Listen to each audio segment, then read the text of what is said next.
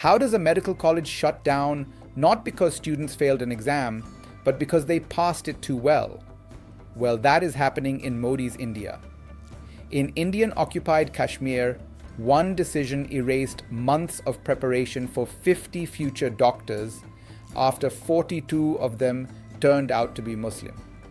In a country where more than 2 million students compete each year for roughly 120,000 medical seats, this single admissions list triggered protests, political pressure, and a federal shutdown.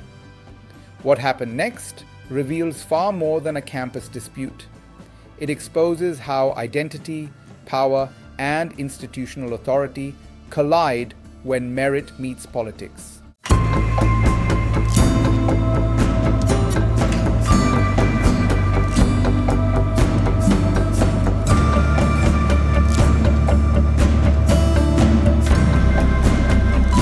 If this episode escalates, India's medical education system risks becoming a new arena for religious contestation. If it fails to hold, it reinforces the idea that entrance exams no longer protect students from political interference. And if it succeeds in quietly passing, it sets a precedent that regulatory power can be activated selectively, reshaping access without changing laws. The outcome matters not only for Kashmir, but for how India balances federal authority, regional instability, and its claims of rule-based governance. The Shri Mata Vaishno Devi Medical Institute in Riyasi admitted its first MBBS batch in November. It was a milestone for a region with limited higher medical infrastructure. Of the 50 students admitted through the National Eligibility Cum Entrance Test, 42 were Muslim, 7 Hindu, and 1 Sikh. The distribution reflected exam rankings and student preferences, not institutional discretion. NEET is centrally administered by the National Testing Agency under the Ministry of Education, using a single merit list applied nationwide.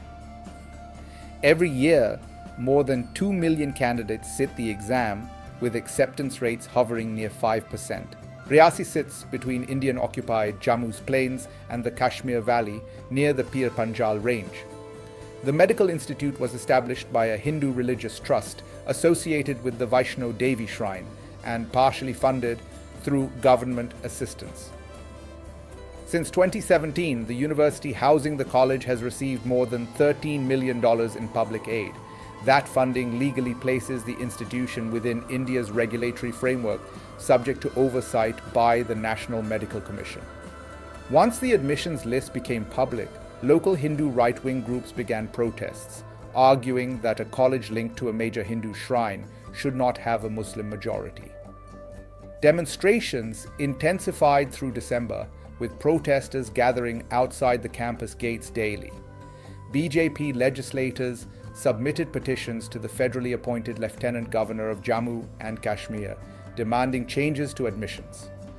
The demands escalated from seat redistribution to outright closure.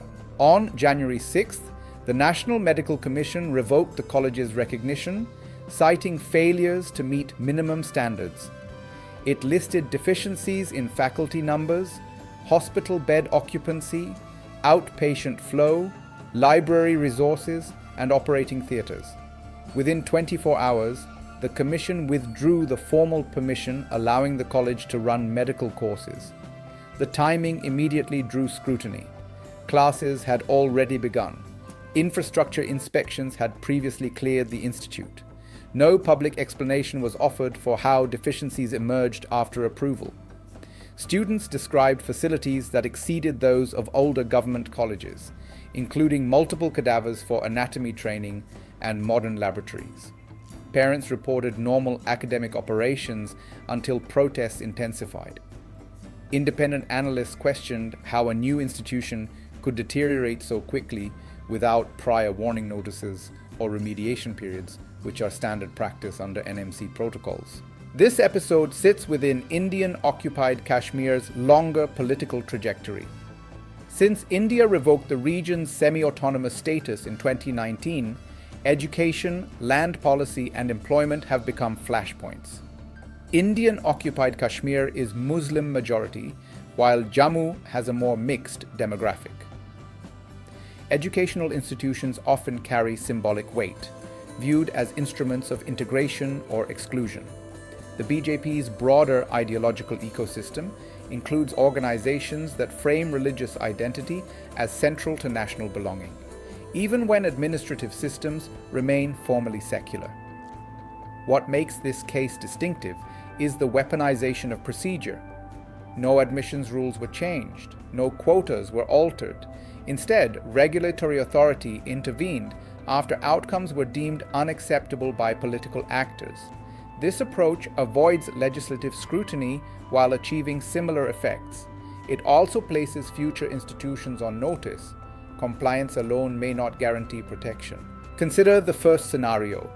If courts or future regulators reinstate the college's recognition, it signals that procedural safeguards still matter. That outcome would reassure students nationwide that exam performance remains decisive. It would also limit the use of regulatory action as a political tool, at least temporarily. Now consider the opposite. If the closure stands without transparent review, other institutions may preemptively adjust admissions through informal pressures. Minority students could be steered away from certain campuses, not by law, but by risk. Over time, meritocracy erodes quietly, replaced by expectation management and demographic calculation. A third scenario extends beyond education.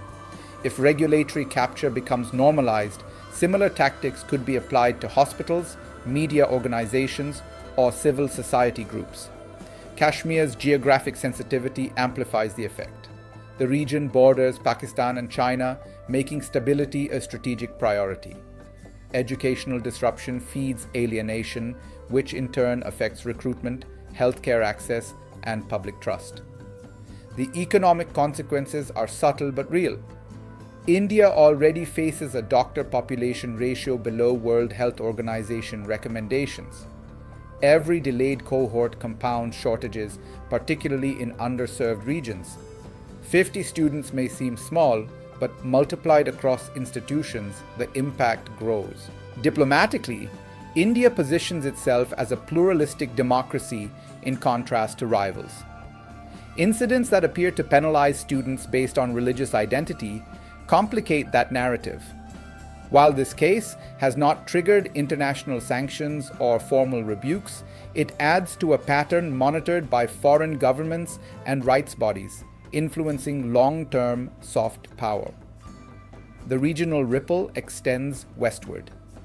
In South Asia, education access is often linked to political legitimacy. Pakistan and Bangladesh watch Indian-occupied Kashmir developments closely, using them to frame their own domestic debates. Further afield, Middle Eastern states with large Indian workforces track communal stability as a labor and investment consideration. For the displaced students, the immediate future remains uncertain. The regional government has promised supernumerary seats in other colleges, an administrative workaround that preserves enrollment but not choice. It also does not erase the message received, that identity can override achievement. And in Modi's India, that is happening more than ever.